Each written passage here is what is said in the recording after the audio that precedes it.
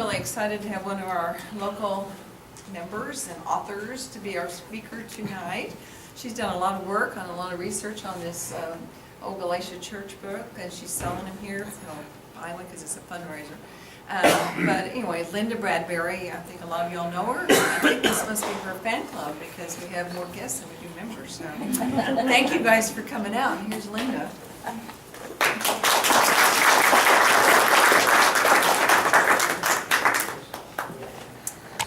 Didn't expect that, but I appreciate everybody for coming. And I especially thank Jennifer for inviting us to tell about our old church project. And the old Galatia Church, if you don't know, it's just outside of Norfolk in an area that the community was once known as Old Joe. And the church is at least 100 years old or older. And in my research, this was a copy that somebody wrote, their memory of the church, and that's how I've had to go by to find the age. And this guy said, Mr. Lackey donated 10 acres for a church and cemetery near Old Joe Mountain in 1886. The Galatia Methodist Church was built in 1886 and it later burned. The present frame church was built around 1900. It was a thriving church for many years. People walked from Moccasin Creek, Berry, Chastain, and the whole area. And his first name is Robert. I can't read the last name, but that's all interesting. That's all the information you can find on when it was built. And the reason that I have been interested in saving the old building, which one is? Okay, I was born just real close to the church and cemetery. Just over the hill was where I was born. And the church is there. And then my grandpa lived behind the cemetery. So every time we went to Grandpa's house, we had to turn and go right beside the church. Everywhere I went, I was seeing that church. And then, 41 years later, we bought the farm and we built a house just across the highway from the church. So, it's always been in my life. It's always been there. And I'm a member of the Galatia Cemetery Association, and I think it was 2013, we were told that the church was going to be condemned. It was no longer safe. And this is where I was born, in this little house. And this property is now part of the cemetery. They have since bought acreage, and that is now part of the cemetery property. Okay. This is the condition of the church now. This is the way it looks now. And like I said, it was 2013, we were told it was going to be condemned, it was no longer safe. And the problem is, one corner is kind of leaning, the porch is basically pulling away from the building, but other than that, it seems pretty good. And this, at the time that we were told, this is the way it looked inside. It had not been used for several years, but only funerals or something, but it was still in pretty good shape. And it was suggested that we sell the pews and get the building empty. We were told it wouldn't be used. So they did, the committee agreed, they sold the pews and emptied the building, and that's the way it sits now. So then, is that, okay, so I found an article about Arkansas' most endangered places, and I started researching and trying to get information about that, and that's the next project I was working on. So we found out that our building made the list. This was in Little Rock, and this is Rachel Patton, the lady speaking, and she was the one that worked for the Preserve Arkansas, and she was so much help. She really did a lot to help us get this done. And when we walked in for the announcement, this was what we saw. They had, there was 8 buildings, or 8 different things that were on the list that made the endangered places list. And this is what we saw, that they had all of this display and our story and pictures of the church. And this was Rachel and me at the day that we were there. They wanted pictures, so Bashan took all these pictures that are coming up. These are ones that he took. This sign is taken down right now. We're having it repainted. It was getting in bad shape, so it is down now to be repainted.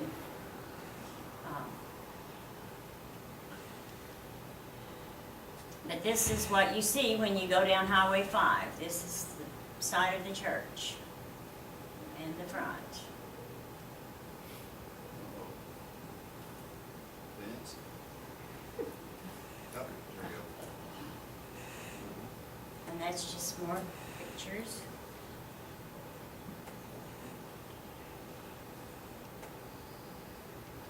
This is a view from the air of the cemetery and the church.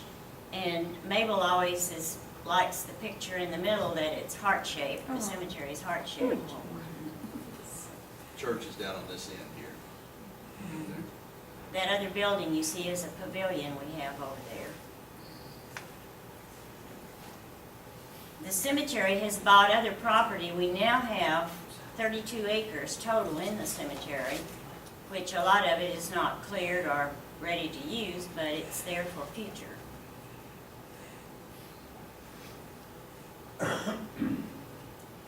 This is a Sunday school picture that I don't really know what year it was taken, but they were having a Sunday school class there at the church. And it started out as a Methodist. Other denominations actually used it. At one time it was a Church of Christ, because in the Baxter Bulletin there was an article in 1906 they were having school in this building. And in 1978, Leo Pitchford is the one who started the Galatia Cemetery Association. He saw that they needed someone to oversee the work and care. The cemetery was used really a lot. And so Leo is the one who started the committee, and that's his wife Mauzy, and they both worked really hard over the years, and after he passed, she was president of the committee for many years. And she was always over there working, picking up limbs or cleaning. These are just shots of the cemetery. We have these old picnic tables that have been there as long as I can remember. And the other one is like, I'm sure that's a decoration day. They have, every year, the second Sunday in June is decoration day. And people come from miles away to be there to decorate the graves. Those are just older shots. One of the little girls in that picture is sitting here tonight, so I'll let you figure out which one it is. And they were all dressed up, and you know, it was interesting, years back, everybody dressed up for these occasions. This is an interesting family, the Parnell family, and this couple had 12 children. This information came from Max Parnell. They had 12 children, and the parents, all the children and their spouses are all buried at Galatia. And that's kind of unusual, I think, for that many. This is a picture of a little girl's headstone. She was only 3 years old when she died, and this is a sample of the cleaning of the stones. That stone is very old, and that's how they look once they're cleaned. They are almost like new. This cross was on the wall in the old church building. And this is Robert Wade Lackey and his wife Nancy, who, he is the one who donated the property. And they had come to the area in the 1850s, they came to the area. They lost 2 children in the 1860s that are buried in Galatia. And according to the Lackey family history, when they married, her parents gave them 2 slaves as a wedding gift. And they were Tony and Mary. And the slaves were part of their family. They were just treated as family. So the slaves lost children in the 1850s and the 60s. That's when there was several of the children buried. And then Tony and Mary, and they were all buried with the Lackey family in the same little area. And this marker says Little Joe, and there's a real lot of stories with that. That was the young, the last one of the slaves. He was the last one to pass away, and it says he died around 1863. And the story is that's how Old Joe got their name, was from Little Joe. There's different stories that go with that, so I'm not sure the correct one, but it makes sense. But that marker, go back to that, I need to say that over the years there was so many old graves that were just marked with a rock, nothing but a rock. So Dolan Ackland and Max Cornell made markers. They're just little metal markers, and they're put on a cement block. So if you go in that cemetery and look, you're going to see a lot of those markers that they would find family members or someone that could tell them, you know, where somebody was buried, so they would mark it this way rather than by the rock. Otherwise, a lot of them would certainly be lost. And this is one of the Lackey children. It was born in 1854 and died in 1865.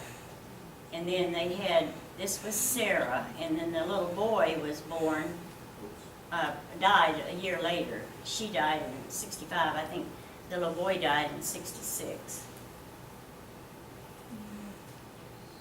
In the old part of the cemetery, if you've been there, it's very interesting. I don't know, this rock wall, you know, is just there, but it's different when you go down in there. That, you know, there's a lot of real old monuments, and the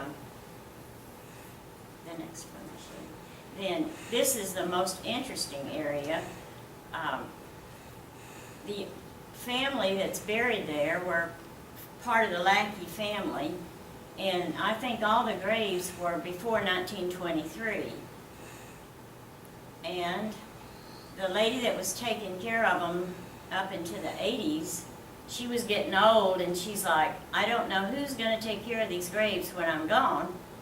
So in her older days, she had the cement poured all in that area. That whole little area is pure cement.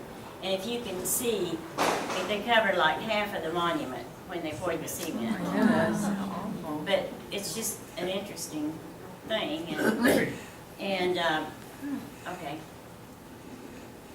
This is a sample of obituaries that Max Purnell and Mary Lee Lackey, I think, helped him with that. But Max has done, he has a book, he has an obituary on everybody that's buried in that cemetery. And the older people that didn't have an obituary, they did research with the family and they wrote an obituary. So there was actually, my mom had a baby that died in 1935, so he actually put together the family history and wrote an obituary for that baby. And there's several pages in my book of these obituaries that they did. And all of you know of Dolan Ackland. We call him Dolan. He was Emmett. But Vera Reeves and Dolan and Max all worked for years getting a list of all the people that were buried in the cemetery. They have the dates, and so Max has continued. He has a book with the obituary and a lot of them pictures of the stone or interesting articles about the people. But he has a book, and they may have a copy in the library, I'm not sure. But it's about this thick of all the obituaries. And if you ever ask Max a question, he knows. He said, let's see, it was at the end of, I wrote down here somewhere, at the end of July this year, there was 1,433 marked graves in the cemetery. And Dolan and Vera have both passed away, but Dolan, and Max lives in Memphis, so he's doing good to keep this up, not living close. And Dolan would go and take pictures of the marker as soon as there was a burial, and he would send Max the picture, and then Max puts the obituary or the death date and everything on Find a Grave and Arkansas Gravestone, those two websites.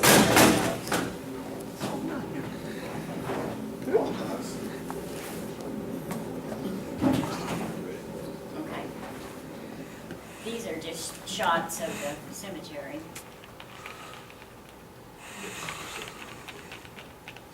When was the last time it was used? There was a congregation that helped church there in the early 90s.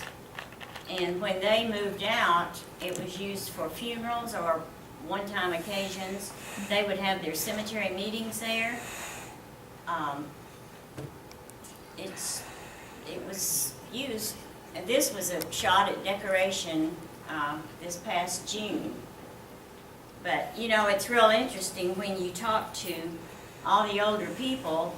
In years past, church was the only place there was to go, and if the church was having a service, everybody around was there. They walked for miles to be there. And there's a lot of good stories about. And this picture was labeled 1962. And we're hoping that there's a way we can get it back to the way it used to look. And the only thing that I could think of at the time, if there's a grant available, if there was any way to get a grant. So I go start searching and looking, and this Rachel, who I had helped with on getting it on the most endangered places list, she suggested to get it on the Arkansas Historic Register. She said if you can do that, there's a possibility of a grant through their group. And they say then once you move along, you can get it on the National Register, which I know that will be a real big job. But we worked really hard. It was a lot of research and work, but we got it put on the Arkansas Historic Register.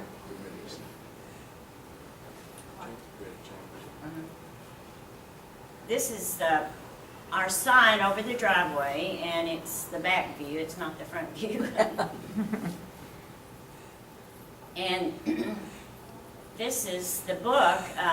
I knew that we would need money if we get a grant. We have to have a certain amount to match. So I put together this book, and it's got it has the history of the church, the cemetery, a lot of pictures, and I have to say, Wanda Havner is here tonight, and she has done photo albums. These pages are her work. She gets pictures of the people, and then if she can get their obituary and a picture of their headstone. And she has several albums of just the people that are buried over there. And I used a lot of hers in this book, and we will use more in the next book.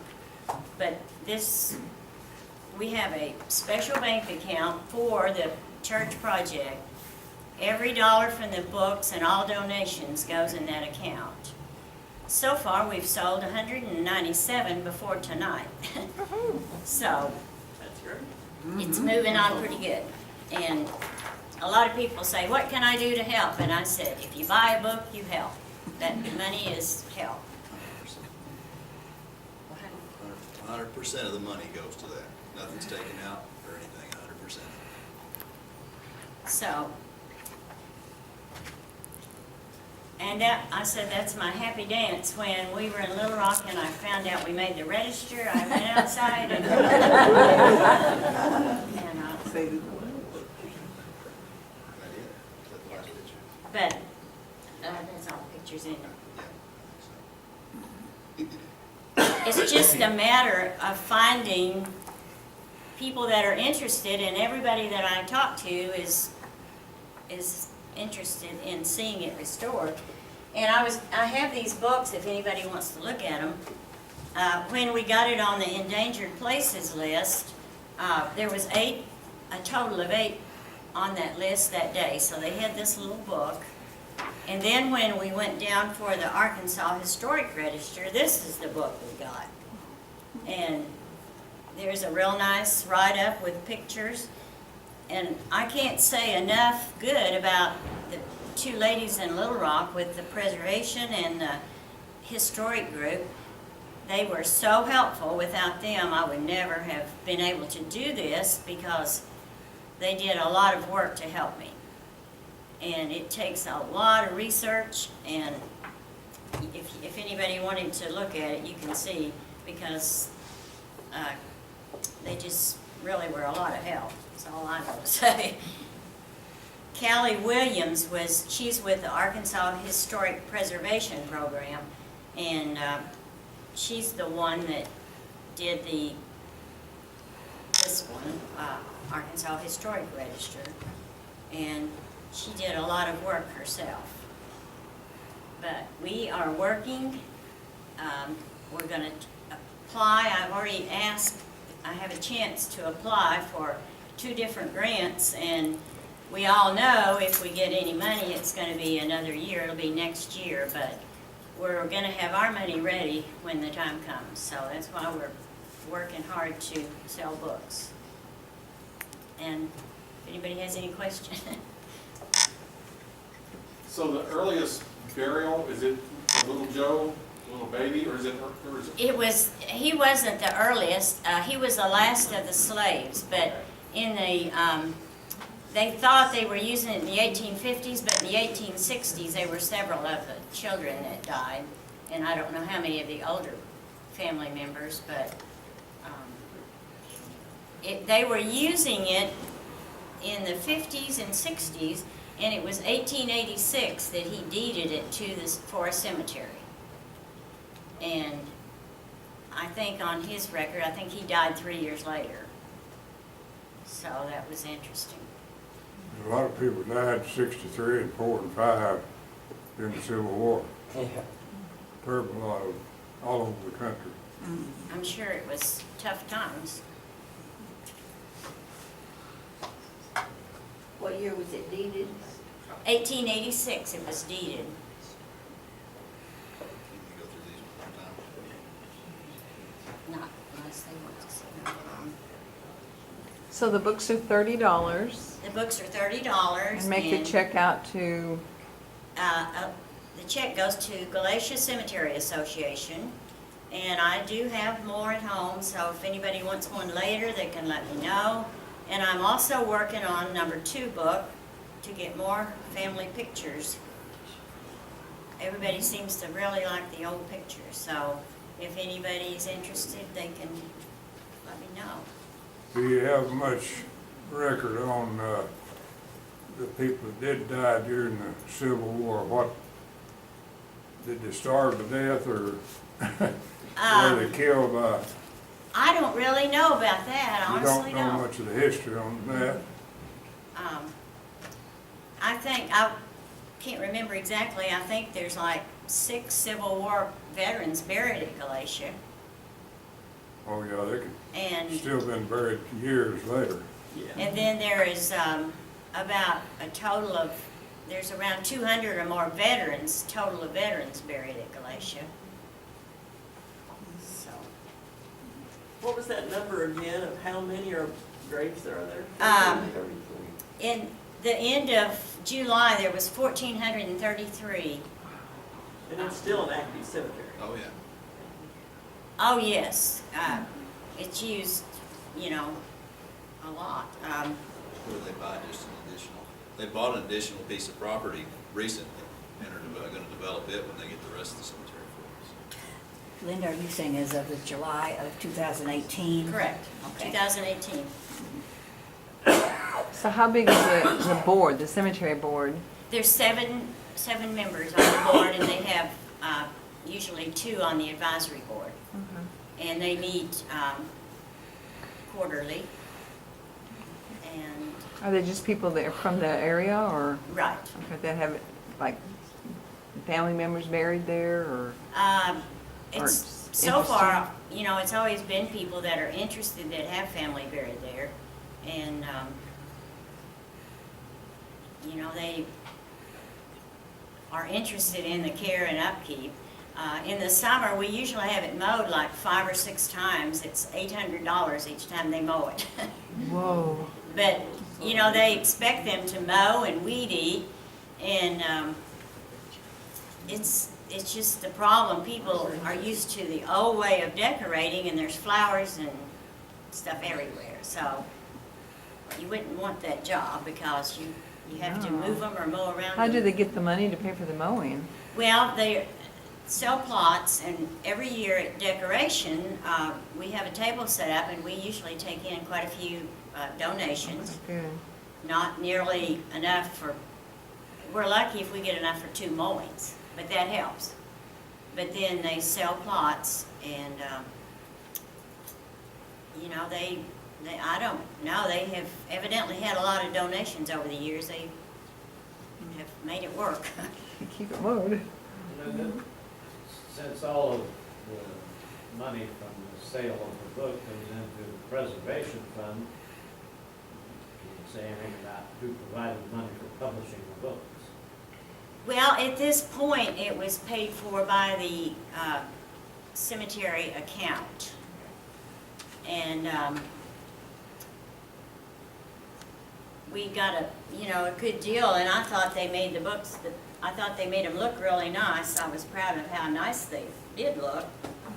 So we've been lucky. I think people buy them just to help out the cause, really. But then a lot of the local people like pictures too. Linda, how much money will it cost to repair or stabilize the building? What's the project cost? We had an engineer out of Little Rock, and his thought was 35 to 38,000. And the guy that we actually hope can do the work has not been here to look at it. Rachel she recommended a guy, Gary Clemens in Little Rock, and we've talked to him. He hasn't seen it yet, but supposedly he had redone another church in one of the other counties that he said was leaning, and he knew how to do it. He said he works with grants and old buildings that are condemned. That's his specialty, I guess. But the other guy looked at it. He thought there was no problem to redo it. You just have to hope that when they tear the old siding off and start to work, that they don't find something really bad, you know. It was in the 80s that this family, they got donations, and the family donated quite a bit, but they did a lot of work on it. It was needing repair, so they put siding on, changed out the windows, put a shingle roof, and they made all these changes, so later it would not qualify for the National Historic Register. So we're just hoping that we can just save it, whether it ever makes the National Register or not. One bad thing, when you go to tearing all that off, you usually find termites where an old building's been sitting a long time that way. That's true. And they don't show up on the outside edge, they keep hid. They They did don't let have you it see 'em. checked and sprayed or whatever in the 90s, but that doesn't mean anything. That's been a long time. But till they start to work, there's no telling what they will find, but it looks fairly good inside, and that's a plus. Linda, is the plan to restore the inside and put pews back in and everything, or do you know? At this point, unless we got a lot of money, we wouldn't do anything to the inside, but if we get pews, we would hope to maybe get some that look old, like the older ones. Yeah, those that were in there wouldn't be typical. No. The others were like wooden slats, you know. And Except they get bills probably. so, That's what it is. you know, looking at that, it looks really good, but But those were probably put in there in the 1900s sometime. they bought these when the other church nearby updated, so they bought these for this church. And a The lot of requirement- these in the end were sold to the Norfolk City Hall. The requirement for being on the Arkansas Register, is it required to have the old electricity the way it was? Or No. are there any specific requirements, like on the National Register, it has to be almost identical the way it was? Not with the Arkansas, it's much, much better. Okay. In fact, I don't know of anything that has to be a certain way for this. I think from what I've experienced of it, that they're really interested in restoring the outside appearance of buildings. And you can sometimes have improvements within the buildings. We've got the Buford Schoolhouse, which is on the Arkansas International Register. It's got a lot of modern electrical in it, you know. It's the outside of the building we have to really preserve.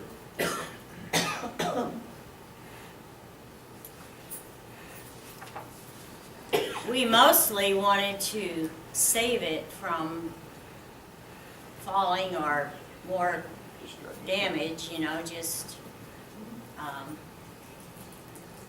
which we do want to get the outside to looking like it used to, but for sure just to save it in good condition. One of their main requirements was that if you get a grant would be that it is used. You need to have a use for it. So that shouldn't be a problem.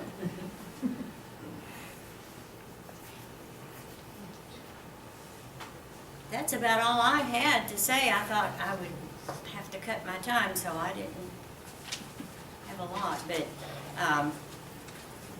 I have emails, you know, from the ladies in Little Rock, and like I said, Rachel suggests to get it on the Arkansas Register, and she said then it might be able to get a Option 1 grant from the Arkansas Historic Preservation Program. So that's our hope. It's our plan. So you'll be there for a few, after we to sell books.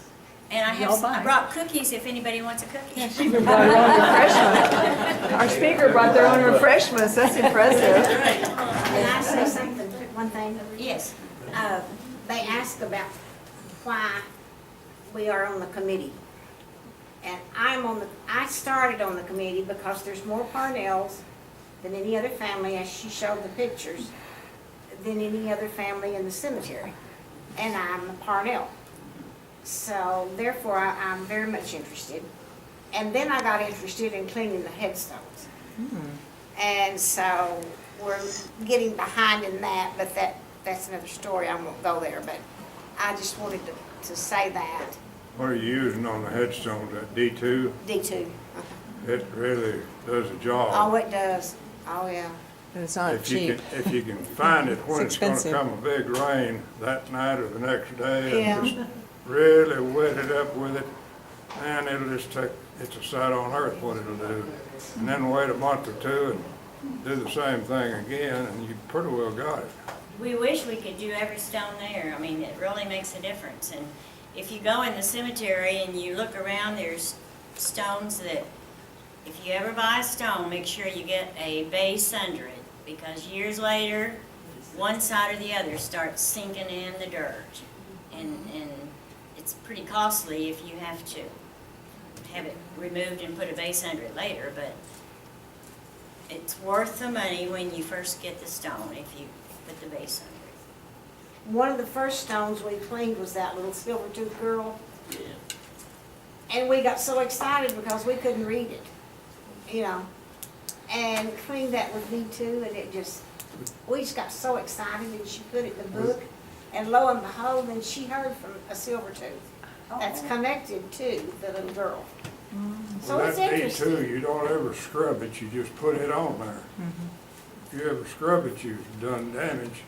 Well, we scrub the black and the green off and stuff. I mean, some of them are just black, and so we scrub that before we put the D2 on, usually, don't we? I put it on one that was green all over, it was a white marble.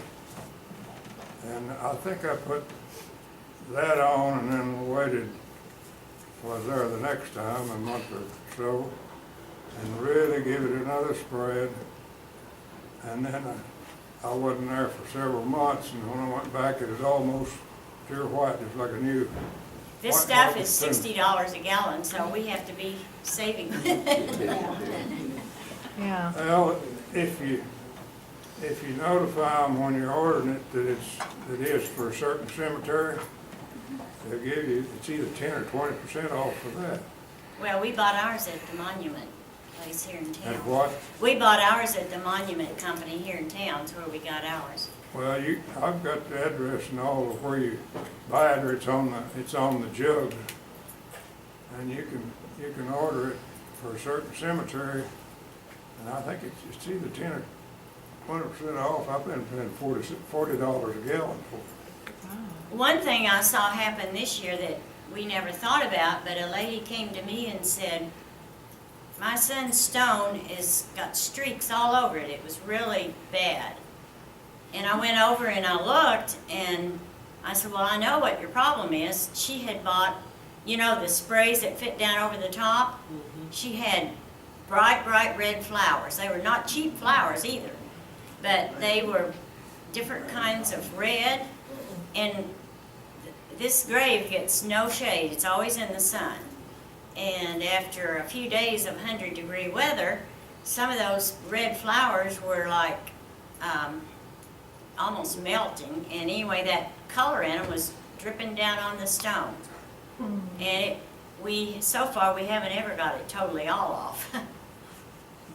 It was a black onyx. It was a black stone. I mean, real pretty. And I never tried that, but if you just put it on there when you know it's gonna rain late that night or the next day or something, pretty soon, it'll really do a job, just to wet it with it. we've got plenty of them to clean. Any other questions for Linda? That was great, Linda. Thank you. So much.